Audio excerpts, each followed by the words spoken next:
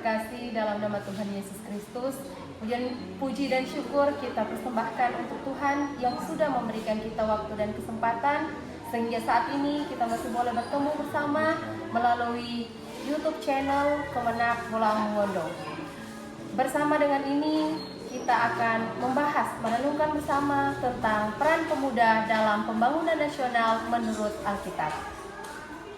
Saudara-saudara, bangsa yang besar tidak hanya dibangun oleh orang-orang tua atau pemimpin saat ini, tetapi juga oleh generasi muda yang memiliki semangat, kreativitas, dan idealisme yang tinggi.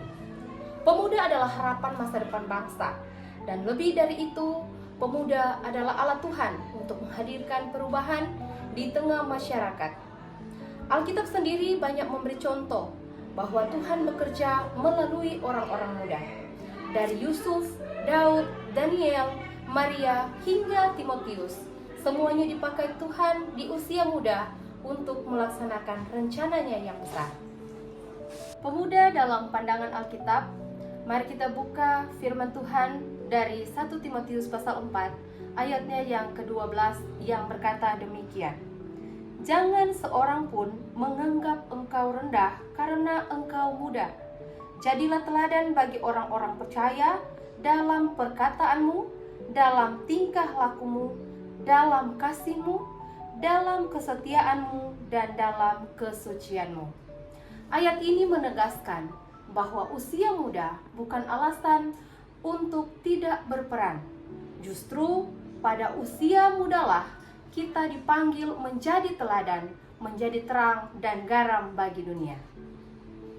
Pemuda Kristen tidak boleh hanya menjadi penonton, tetapi harus menjadi pelaku, membawa nilai-nilai Kristus dalam dunia yang sedang berubah. Tuhan ingin memakai kita sebagai agen perubahan, sebagai pembangun bangsa ini, dan sebagai saksi Kristus di tengah masyarakat.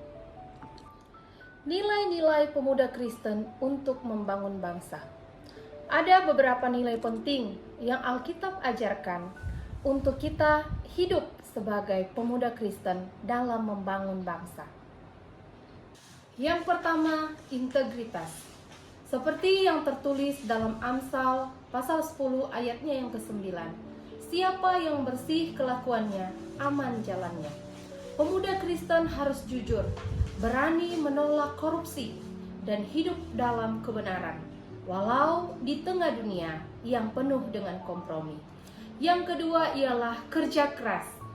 Seperti dalam Kolose pasal 3 ayat 23. Apapun juga yang kamu perbuat, perbuatlah dengan segenap hatimu seperti untuk Tuhan dan bukan untuk manusia. Ini berarti setiap usaha, studi, pekerjaan, atau pelayanan kita harus dilakukan dengan sungguh-sungguh supaya dibentuk sebagai ibadah kepada Tuhan. Yang ketiga ialah kasih dan kepedulian sosial. 1 Yohanes pasal 3 ayat 18 mengingatkan kita, marilah kita mengasihi bukan dengan perkataan atau dengan lidah, tetapi dengan perbuatan dan kebenaran. Pemuda Kristen dipanggil untuk aktif melayani, menolong sesama, dan menjadi berkat nyata di tengah-tengah masyarakat. Selanjutnya, teladan pemuda di dalam Alkitab. Mari kita lihat beberapa tokoh muda yang dipakai Tuhan. Yang pertama, Yusuf. Tetap berintegritas meskipun difitnah dan dijebloskan ke dalam penjara. Akhirnya, Tuhan mengangkat Yusuf menjadi pemimpin yang menyelamatkan bangsa Mesir. Yang kedua, Daud. Dengan keberanian dan iman, ia mengalahkan Goliat yang menakutkan. Ketiga, Daniel. Tetap berpegang pada iman di tengah budaya Babel yang menentang Allah. Maria, seorang perempuan muda yang taat kepada Tuhan, memanggilnya untuk melahirkan juru selamat dunia. Dan yang kelima, pemuda yang setia mendampingi Paulus dalam pelayanan Injil, yaitu Timotius. Semua mereka menunjukkan bahwa usia muda bukan penghalang bagi Tuhan untuk melakukan karya besar. Selanjutnya, peran nyata pemuda Kristen dalam pembangunan nasional. Saudara-saudara, sebagai pemuda Kristen yang ada di Indonesia, kita memiliki tanggung jawab untuk mengambil bagian dalam membangun bangsa yang kita cintai ini. Beberapa peran penting yang kita bisa lakukan antara lain: 1. Menjadi agen perubahan moral, menolak segala bentuk kejahatan, hidup dalam kebenaran, dan menjadi contoh bagi generasi yang lain. Yang kedua, menjadi pelopor dan inovator, mengembangkan ide-ide kreatif dalam teknologi, pendidikan, dan pelayanan sosial. Yang ketiga, menjadi pelayan masyarakat, terlibat langsung dalam kegiatan sosial, peduli lingkungan, serta membantu mereka yang membutuhkan. Yang keempat ialah menjaga keutuhan bangsa, menolak perpecahan, dan menanamkan nilai kasih Kristus kepada semua orang tanpa memandang suku, agama, atau status sosial.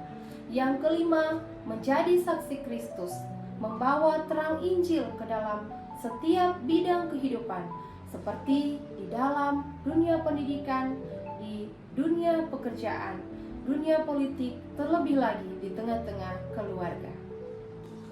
Akhirnya, saudara-saudara yang dikasihi Tuhan, masa depan bangsa ada di tangan pemuda, tetapi masa depan pemuda ada di tangan Tuhan. Oleh karena itu, marilah kita mempersembahkan masa depan kita untuk kemuliaan Tuhan. Mari kita bangun bangsa ini dengan iman, kasih, dan kerja keras, seperti dalam firman Mazmur 119 ayatnya yang ke-9. Dengan apakah seorang muda mempertahankan kelakuannya yang bersih, dengan menjaga sesuai dengan firman-Mu. Kiranya setiap kita menjadi pemuda yang takut akan Tuhan, yang hidup dalam integritas, dan yang memberikan kontribusi yang nyata bagi pembangunan bangsa dan kemuliaan Tuhan. Akhirnya saya sampaikan, Tuhan memberkati kita semua. Shalom.